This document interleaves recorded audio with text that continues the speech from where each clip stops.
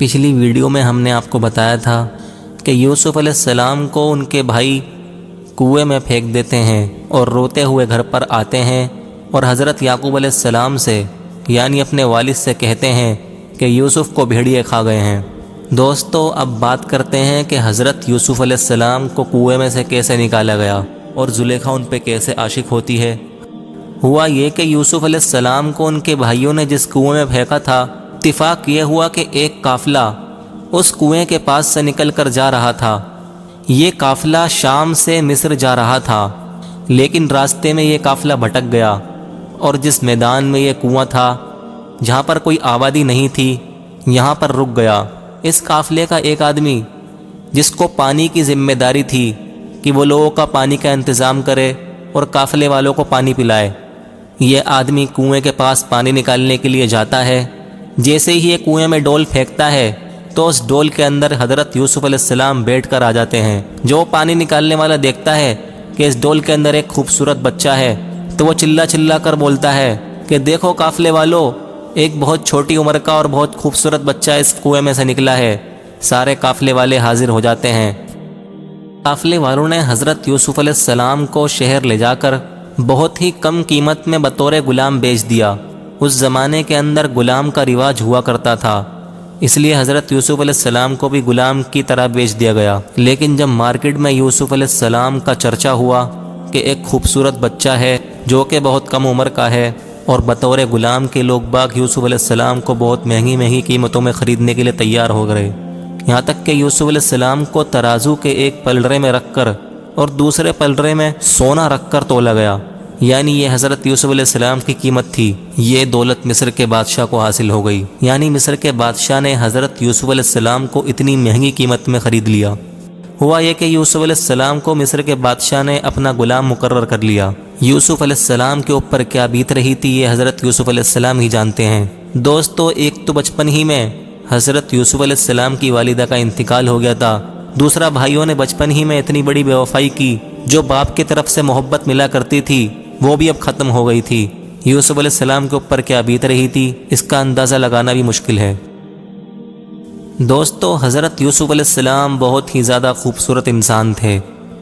اللہ تعالیٰ نے پوری دنیا کے حسن کے 2 حصے کیے اور ایک حصہ یوسف علیہ السلام کو دے دیا اور باقی ایک حصے سے پوری دنیا کو بنایا۔ تو آپ اندازہ لگا سکتے ہیں کہ حضرت یوسف علیہ السلام کتنے زیادہ خوبصورت انسان تھے۔ حضرت یوسف علیہ السلام کا جوانی کا عالم تھا۔ حسن و خوبصورتی کا کوئی پہلو ایسا نہیں ہے جو ان کے اندر موجود نہ ہو۔ ان کا چہرہ سورج سے زیادہ روشن تھا اور چاند کی طرح چمکتا ہوا تھا اور بہت ہی زیادہ حیا والے انسان تھے۔ لیکن جب بادشاہ کی بیوی جس کا نام زلیخا تھا، اس نے دیکھا کہ اتنا خوبصورت نوجوان اور وہ بہت زیادہ یوسف علیہ السلام کی محبت میں گرفتار ہو گئی۔ وہ اس تلاش میں رہتی تھی کہ کس طرح یوسف علیہ السلام سے اکیلے میں ملاقات کی جائے۔ بالآخر ایک دن موقع پاتے ہی زلیخا نے حضرت یوسف علیہ السلام کو ایک کمرے میں بلایا جہاں کوئی بھی موجود نہیں تھا اور اس کمرے کے 7 دروازے تھے۔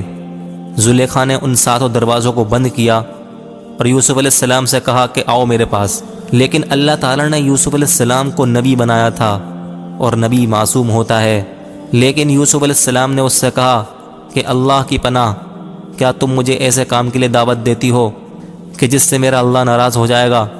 اور وہ بادشاہ جس نے مجھے اتنی بڑی عزت دی اور اس محل میں رکھا، میں اس کی امانت میں کیسے خیانت کر سکتا ہوں؟ لیکن زلیخا پاگل ہو چکی تھی اور وہ یوسف علیہ السلام کے پیچھے بھاگنے لگی۔ یوسف علیہ السلام بھی بچنے کے لیے دروازے کی طرف دوڑے۔ ہوا یہ کہ اچانک سے دروازہ کھلا اور یوسف علیہ السلام دروازے سے باہر ہی آ رہے تھے کہ زلیخا نے بھاگتے ہوئے ان کے پیچھے والے دامن کو پکڑا، یہاں تک کہ ان کا پیچھے کا دامن پھٹ گیا۔ جیسے ہی گیٹ کھلا تو دیکھتے ہیں کہ مصر کا بادشاہ یعنی زلیخا کا شوہر اور عورت کا چچا زاد بھائی بھی کھڑا ہوا تھا۔ زلیخا ان کو دیکھ کر سٹ پٹا گئی اور اصل حقیقت کو چھپانے لگی اور غصے میں آ کر کہنے لگی کہ ایسے شخص کی سزا قید خانہ یا دردناک سزا کے علاوہ اور کیا ہو سکتی ہے جو تیری بیوی کے ساتھ بدکاری کرنے کا ارادہ کرتا ہو۔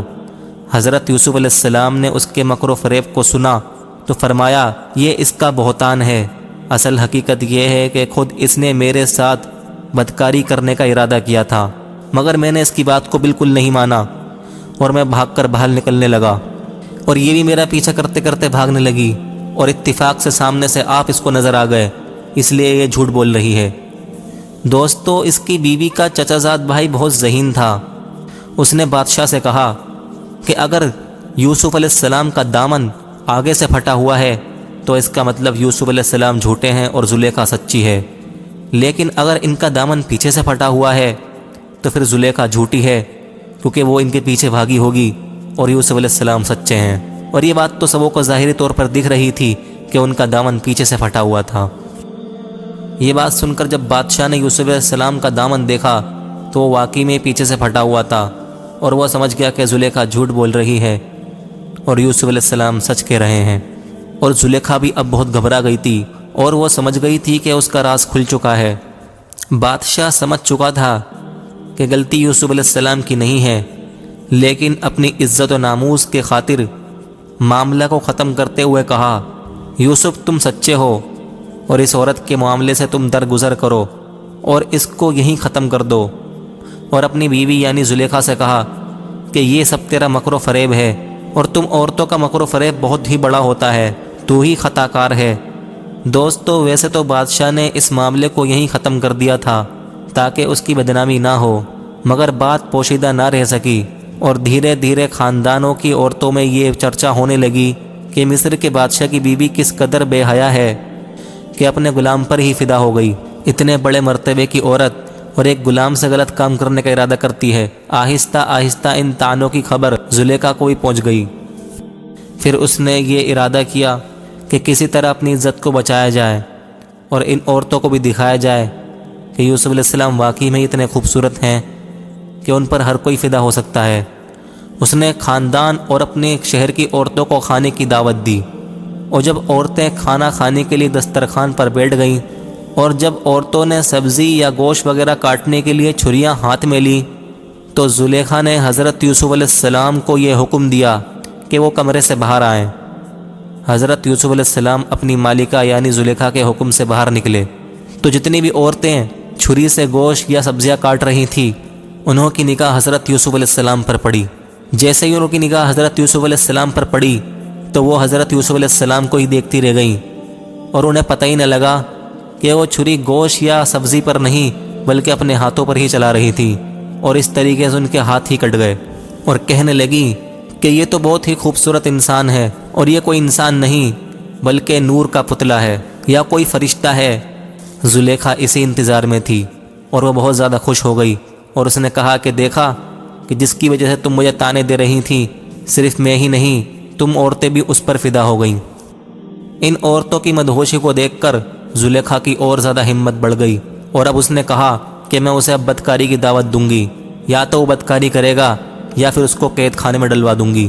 جب بادشاہ نے دیکھا کہ بات بہت زیادہ بڑھ چکی ہے اور اب خالی زلیخا ہی نہیں اور دیگر عورتیں بھی ان پہ فریفتہ ہو چکی ہیں، تو بادشاہ نے حضرت یوسف علیہ السلام کو جیل میں ڈلوا دیا تاکہ وہ عورتوں کی نگاہوں سے دور رہیں اور معاملہ ٹھنڈا ہو جائے۔ دوستو، کافی مدت تک حضرت یوسف علیہ السلام جیل میں رہے، لیکن اس کے بعد وہ جیل سے کیسے نکلے اور بعد میں مصر کے بادشاہ کیسے بن گئے تھے، اور ان کے بھائی اور یعقوب علیہ السلام ان سے ملنے کیسے آئے تھے، اور پھر حضرت یوسف علیہ السلام نے اپنے بھائیوں کے ساتھ کیا کیا تھا، اس کے بارے میں اگلی ویڈیو میں بات کریں گے۔ ہماری ویڈیو کو لائک کر دیں اور چینل کو سبسکرائب کر دیں تاکہ اسی طرح کی ویڈیوز آپ دیکھ سکیں۔